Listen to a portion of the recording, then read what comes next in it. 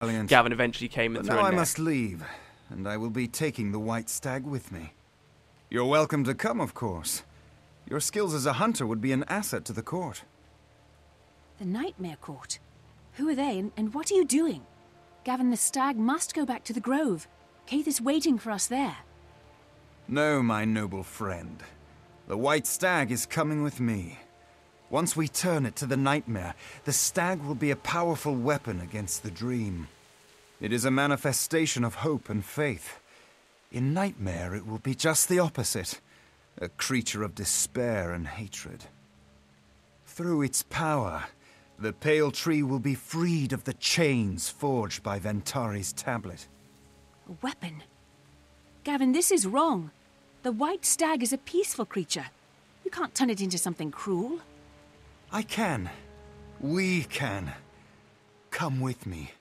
You would be celebrated, possibly even knighted by the Grand Duchess herself. No, Gavin. I'll never join the Nightmare Court. Ah, that's a pity. It grieves me greatly to turn predator into prey, Valiant. But I cannot have you interfere. Farewell. Gavin, you've betrayed me, but we were such fast friends. So he just kind of effortlessly runs off with the, I almost called it a doe there. He just runs off with the stag. And now we're going to see these creatures I was talking about, these nightmare hounds. In some areas of the game, for whatever reason, they're named thorn wolves. Most of the time they're named nightmare hounds, though. These are basically just the same creatures we saw before, but as a part of the nightmare court. So that conversation we just saw, I think is actually pretty cool. Like, because the first thing we say as a character is, well, what is the Nightmare Court? We're kind of, and at that moment in that conversation we just saw, we're a neutral party, really. We don't know what is necessarily really good or really bad. And I really like the idea there that Gavin obviously does a shitty effort at actually encouraging us to join the Nightmare Court. He doesn't give us a very convincing argument at all, does he really? But I really like the idea that if Gavin had said some different stuff, it could have been quite easy for us, a newborn Sylvari, to have thought, oh no, yeah, that totally makes sense, I'll join the Nightmare Court, why not? And just think it's totally a fine thing to do. But he made it sound all bad and terrible, and of course, because we have to be the hero of the story, which, by the way, I don't resent. I think a lot of people kind of do, but I think that's probably a good thing that Arena... You know, a big problem for me with a personal story is that ArenaNet split the damn thing up. It's so many places, it diluted the experience a lot. I think people that are sat there complaining that Guild Wars 2 doesn't let you be the bad guy are insane, because if they did let you be the bad guy, that would be splitting it even worse, and just I can't imagine how bad just the overall experience would have been if they let us do that. In any case, because we have to be the good guy, we say, oh no, we don't like the Nightmare Court, they sound horrible. They do sound kind of horrible. He's talking about turning this noble creature that we quite like into this terrible weapon of evil, and he runs off. So, but you notice how even after he announces all of that to us, he kind of calls us friend. Gavin's one of the better characters in Guild Wars 2, honestly, because he... we'll see as the story goes along, but he stays kind of multifaceted. He's not, oh, this is just an evil guy, we have to be really mean to him. He's kind of cool. Anyway, we're going to go back to the Grove. We've obviously survived. Gavin doesn't know that we've survived. We need to tell someone about what's happened. So we're going to go and speak with Caithe. Caithe is, obviously we've met a few times before, but she's got pretty good standing here in the Grove among the Sylvari because she is a firstborn. So what I'm going to do, that I thought might be kind of fun when I was running through this, is we're going to go speak to Caithe, and then we're going to have a little bit of a small tour just to a couple of key locations in the Grove, and I can talk to you guys a little bit about the firstborn. And then we're going to go to the very top of the tree and see kind of... We're going to go to an area that I don't think ArenaNet want us to go to yet, but I think it makes this next quest a bit more interesting if we do it that way, so that should be fun. Anyway, we're going to go down this. We're going to go to the bottom floor. And we're going to go and find Caithe, who has her own kind of house. These things here, by the way, whenever you see these in the Grove, a lot of them the doors don't open, but these are all the houses, and these are the structures I talked about before when I was talking about the druids of the Maguma jungle and how they kind of lived in these same things. And yes, somebody left a comment, which I did reply to, but I'd like to send a video to. The druids, we do know that, well... we hear that a long time ago, some Caitins, some humans from Caithe, so if I pull up the map it'll be easier, a long time ago, so a long time before even Guild Wars 1, so way before 250 years ago, we had humans living in Caithe, and this is the Maguma Forest. This is generally where we saw the Druids, not down here, but up here. This was a big forest, a jungle, a massive jungle here, the Maguma jungle it was before, now it's all wasteland. But back then, loads of humans we knew did migrate into the Maguma jungle, and then they kind of just disappeared in there, and we kind of had weird lore that they kind of had ascended like their true forms and like become spirits or something. And then separately we also knew about the existence of the Druids, so it's kind of easy to put 1 plus 1, I don't know why I'm drawing this out, together and kind of get the picture that it was in fact the Caitins that went there and became the Druids. And that could very well be true, and that still doesn't, you know, undercut the possibility that the Sylvari are somehow related to the Druids too. That the Sylvari, because don't forget they take a humanoid appearance, and ArenaNet have given a few theories as to why they look humanoid, but this could be one of those ideas too, that they're somehow descended of the Druids who themselves were once human. Which is an interesting idea too. Like, a lot of people talk about Sylvari anatomy, which I really don't want to get into, but you know, people were like, oh, why do the Sylvari have boobs if they're just plants and they don't reproduce? You know, why do we have male and female? And the idea is just that they're imitating humans. I think that's kind of lame, to be honest. I would have liked it if this was a genderless race, but I don't know. ArenaNet have this weird thing where everything has to stay balanced across all sectors, and it takes some of the flavour out sometimes. Anyway, we're going to go into Caithe's house and continue our story. Hounds of the Hunted. Oh, sorry, Hounds and the Hunted. That's Caithe there. Her old design, might I add, on that concept art. Pretty cool. Or was that her old design? No, maybe it's not. I don't know. It could have been. She used to look a lot more humanoid when the Sylvari looked different. Caithe, I need your help. Gavin, the hunter working with me to track the white stag, has betrayed me. I don't understand what he's done. He said something about using the stag as a weapon, and that Ventari's tablet was evil. He said he was a member of the Nightmare Court. The Nightmare Court? Thorns. You were right to come to me. They believe that Ventari's tablet has turned the tree away from the original nature of the dream. They embrace pain and darkness, and they claim that Ventari's lessons have corrupted the Sylvari and the Pale Tree. Corrupted us? Can't they see that they're the ones who become poisonous? They believe their own lies. Come, Valiant. We must discover where the court is holding the white stag. I agree. But how? News of such a prize will have spread among the courtiers like wildfire. We will go to Erin's woodlot and spy upon the court. They often go there to recruit new courtiers, but we must be subtle, or they will flee without telling us anything. Meet me there, and we will devise a plan. Very similar to some other quests. Have we seen? Yes, we have. Wait, yeah, we did. When we did the Char stuff, didn't we see the Flame Legion basically recruiting in the same way? You know, you can see these parallels. The Nightmare Corps are to the Sylvari what the Flame Legion are to the Char, but obviously under different circumstances.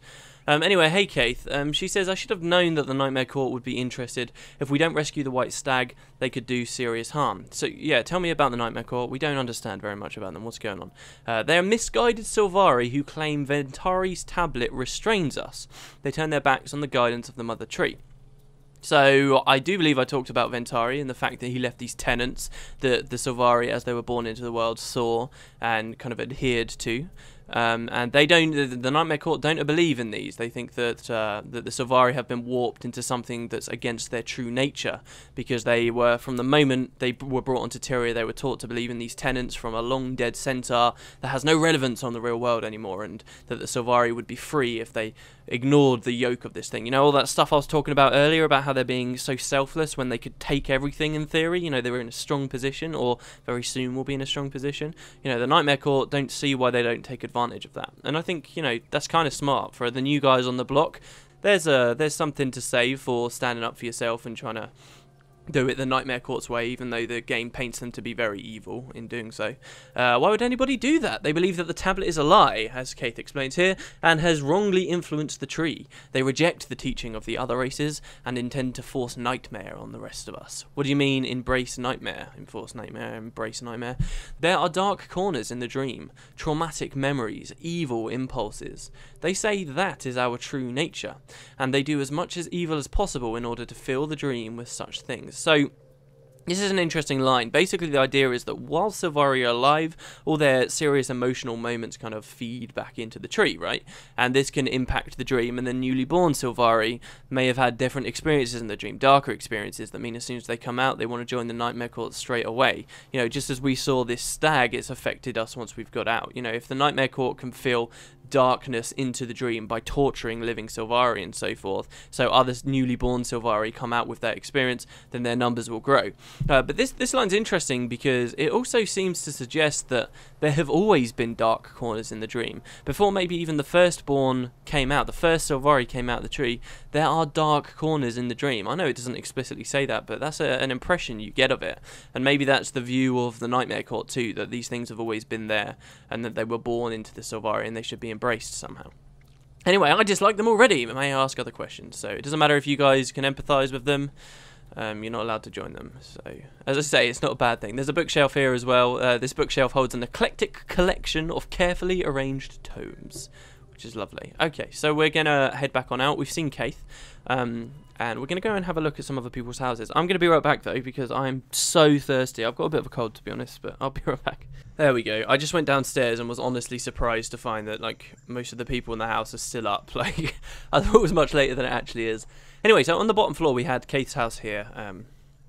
As you can see, it's called the House of Caithe, and it's written on the bottom left-hand corner as a point of interest. There are a lot of points of interest in the Grove for various houses of certain Sylvari, and these would be the firstborn, and I want to take you guys through them. So, just north of the House of Caithe, we will find the House of... There we go, Malamedes. So Malamedes is of the Cycle of Night, I believe. He's the mathematician and so forth. And you won't actually find the respective firstborn here in these places. We have, of course, met them already, depending on what cycle you are in your personal story earlier. But this is where some of the Sylvari firstborn are from. So Malamedes is kind of the leader of one of the cycles. Each of the original 9 firstborn that came from the tree, God, I hope there's 9, I think there is 9. Each of the original 9 firstborn had a very specific purpose, and they've kind of, because they've been on the world for a lot longer than the other Sylvari have, 25 years, they're the oldest of all the Sylvari, they've kind of grown into their places within the world. And 4 of them in particular chose to take up protection of the new Sylvari that were born to their cycle. So we're definitely going to find those 4 houses here. Caithe isn't one of those Sylvari that did that, but Malamedes certainly is. Gardener Kroger says, rest beneath the canopy of the Garden of Night. I will keep your presence here a secret if you so wish. Kind offer, we say. And he replies, we night blooms believe your secrets are your own, and because we understand the need to move beyond detection at times, we don't question which shadows you choose. Okay, and night blooms have many secrets, we say. Those born in the cycle of night are naturally shy of the light. They're usually very private about their affairs. I'm sure you wouldn't understand. Well, maybe we do understand. In fact, you know how I told you guys about how we have a different necromancer, like that I made a week ago, that we'll eventually swap to, that looks exactly the same as this one? That is of the cycle of night. So the real Arachnia will be cycle of night. It won't have any impact whatsoever on the story, but I thought that was more fitting for the kind of character I wanted to go for. And we can find lots of saplings and mentors and so forth around here. Pretty nice little house, not too much to see here though, and we're going to continue on. Now, there's another house, I believe that could be a house all the way up there, but it's probably best to go south now because it's the most northerly one. So we have the House of Malamedes, who was looking after the Cycle of Night. We've got the House of Caithe, who should, to some degree, still be a bit of a mystery to you guys. She's done some great stuff, but we don't fully know what those things are just yet. She's probably been the most prominent firstborn so far when it comes to fighting the Elder Dragons, or one of the most prominent. So she's kind of the popular one. She's, you know, she's the main character for the Sylvari race. Mascot, that's the one. She's kind of the mascot for the Sylvari race for this game, just like Logan and Ritlock were for their respective races. So she's kind of going to be a very big character. We got this other house down here though, just to the south in the middle. This one would be the House of Kahedins. Kahedins, oh god, Dawn, I think, maybe. Oh no, is that Caithe? I think that's Caithe. I guess Gardener Tyascali can tell us. She says, I hear you'll be leaving us again soon, Arachnia. Your wild hunt has come so early. Is there anything we dusk bloffins... Okay, so this is dusk. Dusk blooms can offer to ease your upcoming journey. And your wisdom. I know it's not foremost in your nature, but remember that your knowledge can give you power.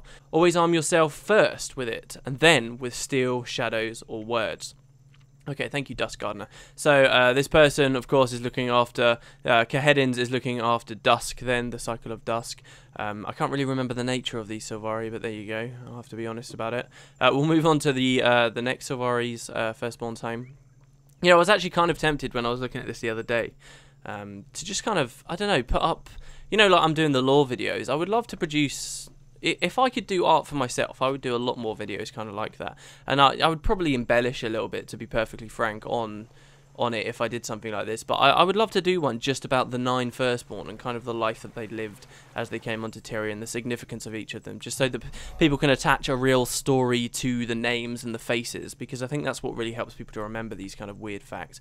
Anyway, this is Niam. This is the Cycle of Dawn and the leader of the Wardens, Gardener Leadir is here, who says, "You've returned, how wonderful. The other Noon blooms will be glad to see you. Come into our garden and rest." Sorry, this is Noon. "Have you travelled far?" "Not so far. The garden is in good order, I see. It's a daily struggle to keep the field cleared and ready for sparring, but it's well worth it, sure." So these are kind of the more warrior guys, the diplomats, I suppose. Because Niam, she's not just kind of the leader of the Wardens. She's like a pretty serious diplomat as well, and she's kind of the one that does all of the communing, I suppose, on behalf of the Sylvari as a race with the other races of Tyria. So we have these houses here. There's, I think, one more that we need to look at. Actually, well, hold on. We've got, yeah, because we've only got 3 cycles so far. So we have 3 of the cycles plus Caithe. I believe the last one's probably this one up here. I'm going to either speed it up or cut it as we go there. So I'll see you guys in a second. Probably going to speed it up. Somebody said they enjoyed the speed of it.